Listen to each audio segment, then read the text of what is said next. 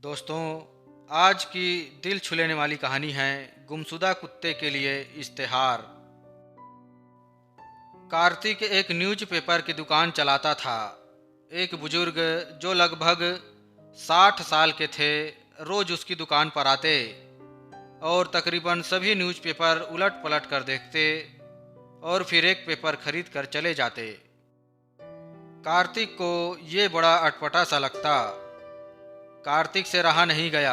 आखिर में एक दिन कार्तिक ने उस बुजुर्ग से पूछ ही लिया, चाचा जी, आप क्या खोजते रहते हो रोज आकर इन न्यूज़पेपर में? बुजुर्ग बोले, बेटा, अपनी तस्वीर। कार्तिक, ओहो, क्या तो आपने छपने भेजी है? कौन से पेपर में दिए हो चाचा जी? बुजुर्ग बोले, नहीं बेटा, मैंने कोई तस्वीर नहीं भेजी है छापने के लिए और ना ही किसी न्यूज़पेपर वाले को कोई न्यूज़ दी है।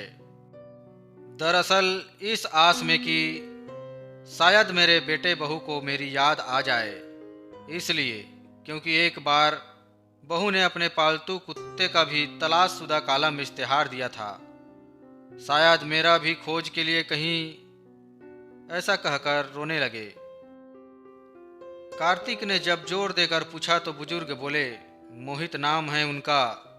शहर में बड़ी दुकान थी छड़ और सीमेंट की। 2 बेटे हैं, पढ़ाया लिखाया समझदार बनाया। फिर पत्नी के कहने पर सारा कारोबार और जमीन जायदाद उसके नाम कर दिया। इन सभी चीज़ों पर बहू और बेटे ने कब्जा कर लिया। धीरे धीरे बहू और बेटे का बर्ताव अलग होने लगा। उसकी माँ इस बात को सहन नहीं कर पाई और उनके व्यवहार के कारण दुनिया से चल बसी। और फिर कुछ समय ही बीता था कि दोनों बेटों ने मुझे एक दिन शहर में बस स्टैंड पर मुझे बैठाकर, हम लोग अभी आते हैं, आप यहीं पर इंतज़ार कीजिए थोड़ा, ऐसा कहकर गए। फिर वापस लौट कर नहीं आए। मुझे कुछ समझ नहीं आया। इंतज़ार करते हुए बैठा रहा। शायद वो मुझे यूं ही मरने को छोड़ गए थे। 5 दिनों तक भूखे रहकर मैंने उनकी राह देखी, मगर फिर सब कुछ समझ गया और यूं ही भटकते हुए एक आश्रम आ पहुंचा। और यहाँ लगभग 2 साल हो गए हैं, मगर आज भी दिल करता है शायद जैसे अपने पालतू कुत्ते के लिए विज्ञापन दिया था बेटे और बहू ने, हो सकता है मेरी तस्वीर भी दी हो कि पापा वापस आ जाओ, ऐसा कहकर रोने लगे। सब कुछ सुनकर कार्तिक बोला, मैं आपसे एक बात कहूँ, मैं गांव से शहर पैसे कमाने आया हूँ, अपने माता पिता और छोटी बहन को छोड़कर। मुझे उनकी कमी हर वक्त खलती है, जैसे आपको अपने बेटों की। तो क्यों ना आज से आप मेरे पास मेरे साथ रहे। आपको बेटा और मुझे पिता का प्यार मिल जाएगा। बुजुर्ग ये सुनकर हैरान थे, मगर फिर खड़े हुए और कार्तिक को गले लगा लिया। इसके बाद कार्तिक और बुजुर्ग साथ में रहने लगे। दोस्तों, ये भी एक रंग है संसार का।